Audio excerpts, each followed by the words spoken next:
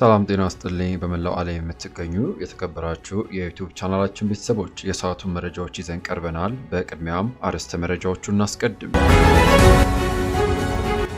የኤርትራ ተደጋጋሚ የደረሱልኝ ጥሪ ዝርዝሩን በመረጃችን ይዘነዋል። እንዲሁም እኔ እስካሁን ደቂቃ ድረስ ፕሬዝዳንት አድርጎ የሾመኝ የለም ሲሉ ሌተና ጀነራል ታደሰ ወረደ ስለ ትግራይ ወቅታዊ ሁኔታ መናገራቸው ጨምሮም የውንብድና ወንጀል ሲፈጽሙ የነበሩ ተጠርጣሪዎች ከነ ግብረ አበሮቻቸው በቁጥጥር ስር ዋሉ። ከውጪ አሜሪካ ኢራንን ብታጠቃ ከባድ ጥፊ ይጠብቃታል ሲሉ የኢራኑ ጠቅላይ መሪ አያቶሊ አሊ ካሚኔ አስጠነቀቁ። እነዚህንና ሌሎች ከሀገር ውስጥ ከውጭ የተሰሙ አጫጭርና ዝርዝር መረጃዎችን በዚህን ሰዓት አካተናል። ለዚህ ቻናል አዲስ የሆናችሁ ሰብስክራይብ በማድረግ የደወል ምልክቷን በመጫን ቪዲዮን ላይክ ለሌሎች ተደራሽ እንዲሆን ሼር ማድረጉን አይዘንጉ። ወደ መረጃዎቹ እናልፋለን። አብረን እንከታተለው።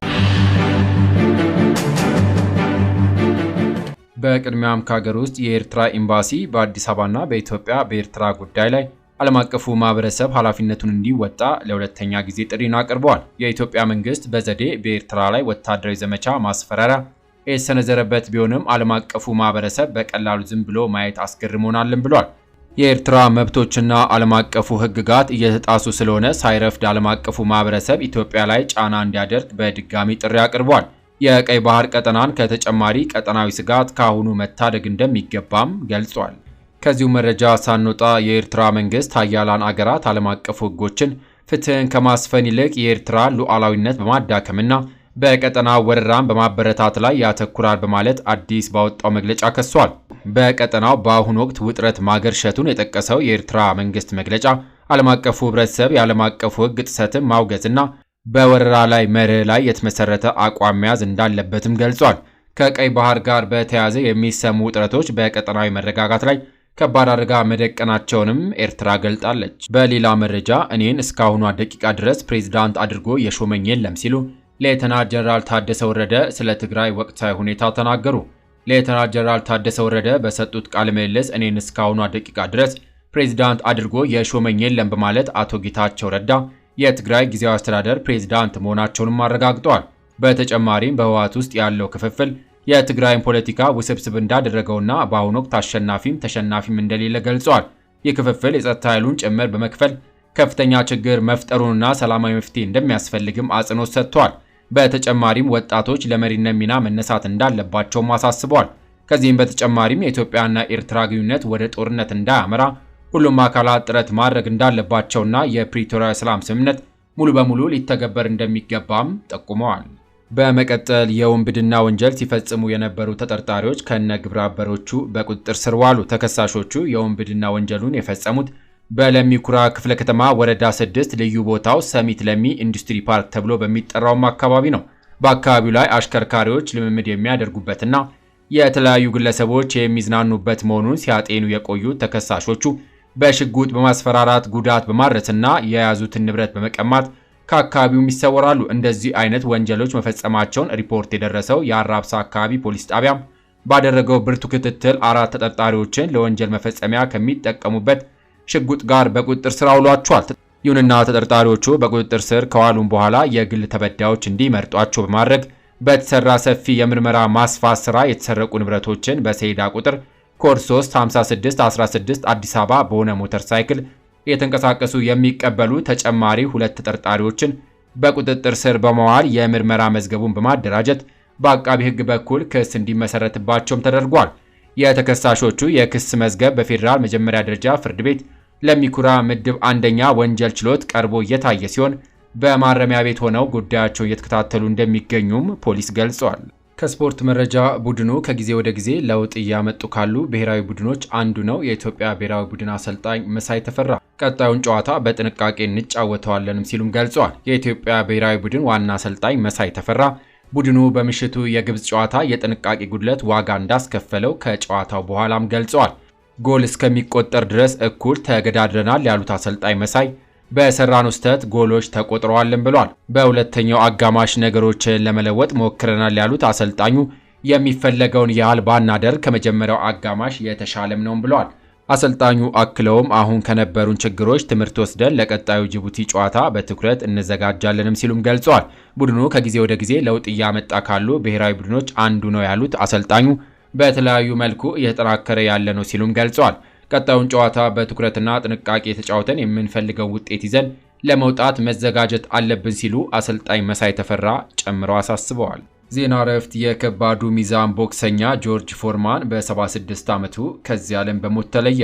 ቢግ ጆርጅ በመባል የሚታወቀው አሜሪካዊ ጆርጅ በስፖርት እጅግ አስደናቂ ስራዎችን በመስራት በ19 ዓመቱ በ1968 የኦሎምፒክ ወርቅን በማሸነፍና የዓለምን የከባድ ሚዛን ዋንጫ በ21 ዓመቱ ልዩነት 2 ጊዜ በማግኘት ዝናን ያተረፈም ነበር። ጆርጅ ፎርማን ለ10 ዓመታት ጡረታ ከወጣም በኋላ እንደ አውሮፓውያን አቆጣጠር በ1987 በ38 ዓመቱ ወደ ቦክስ ተመልሶ በርካታ ድሎችን በማስመዝገብ ለዘርፉ የማይተካ አስተዋጽኦን አበርክቷል። ይሁንና ባለፉት 80 ዓመታት ከ25 ምርጥ ቦክሰኞች አንዱ መሆን የቻለም እንደሆነ መረጃዎች ይጠቁማሉ።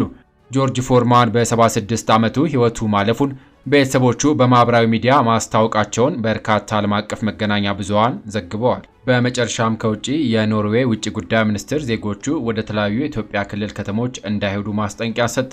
ሚኒስትሩ ባወጣው የጉዞ ማስጠንቀቂያ ዜጎቹ ወደ ትግራይ፣ ወደ አማራ፣ ጋምቤላና ቤንሻንጉል ጉሙዝ ክልሎች እንዲሁም ኢትዮጵያ ከጎረቤት አገራት ጋር ድንበር በምታዋስንባቸው አካባቢዎች ጭምር መሄድ እንደሌለባቸው አሳስቧል። በተጨማሪም በከፊል ኦሮሚያ ክልል ማለትም በቄለም ወለጋ፣ ምዕራብ ወለጋ፣ ቡኖ በደሌ፣ ምስራቅ ወለጋና ሁሩ ጉድሩ ወለጋ ዞኖች ውስጥ ማናቸውም ጉዞ ማድረግ እንደሌለባቸው አስጠንቅቋል። ይሁንና በአገሪቱ ውስጥ ያለው የደህንነት ሁኔታ ውስብስብና አስቸጋሪ በመሆኑ በተቀሩት የኢትዮጵያ ክፍሎችም ቢሆን ለወሳኝ ጉዳይ ካልሆነ በስተቀር መሄድ እንደሌለባቸውም ገልጿል። ይህ በእንዲህ እንዳለ የኖርዌይ የውጭ ጉዳይ ሚኒስትር በዚህ ማሳሰቢያው ይህ የጉዞ ማስጠንቀቂያ አዲስ አበባን እንደማይመለከትም ገልጿል። በመቀጠል ባለቤትነቱ የተባበሩት አረብ ኤሚሬት መንግስት የሆነው አላይን አማርኛ የኦንላይን ዜና ማሰራጫ አገልግሎቱን ሊያቆም መሆኑን ዋዜማ ሰምታለች። የዜና ማሰራጫው ዘገባዎችን በአማርኛ ቋንቋ የሚያዘጋጁ የኢትዮጵያ ዘጋቢዎችን የቅጥር ውል ማቋረጡን ዋዜማ ከምንጩ ተረድታለች። ዘጋቢዎቹ ምንም አይነት ቅድመ ማስጠንቀቂያ ሳይደርሳቸው በድንገት የሥራ ውላቸው መቋረጡን የሚያመላክት መልእክት በኢሜይል እንደደረሳቸውም ገልጿል። ይሁንና ተቋሙ የሰራተኞችን ውል ያቋረጠው የአማርኛ ዜና አገልግሎቱን አቁሞ የኢትዮጵያውን ቢሮ ዘግቶ ለመውጣት ያለመ መሆኑንም ገልጿል። በሌላ መረጃ አሜሪካ ኢራንን ብታጠቃ ከባድ ጥፊ ይጠብቃታል ሲሉ የኢራኑ ጠቅላይ መሪ አስጠነቀቁ። ፕሬዚዳንት ትራምፕ በኢራን ላይ ወታደራዊ እርምጃ ሊወስዱ እንደሚችሉ ካስጠነቀቁም በኋላ የኢራኑ ጠቅላይ መሪ አያቶሊ አሊ ካሚኔ የአሜሪካ ዛቻን ተከትሎ ኢራንን ተጋፍጠው የትም አያደርሱም ብለዋል። አሜሪካና ሌሎች በኢራን ሕዝብ ላይ መጥፎ ነገር ካደረጉ ማወቅ አለባቸው፣ ከባድ ጥፊ ይደርስባቸዋል ሲሉ አያቶሊ አሊ ካሚኒ በቀጥታ ቴሌቪዥን ንግግራቸው ላይ ገልጸዋል። ይሁንና በየመን ሀቲዎች የሚተኮሱት እያንዳንዱ ጥይት የኢራን ጥቃት ተደርጎ ይወሰዳል ሲሉ የዩናይትድ ስቴትስ ፕሬዝዳንት ማስፈራሪያ ውጥረቱን እንዳባባሰውም ተናግረዋል።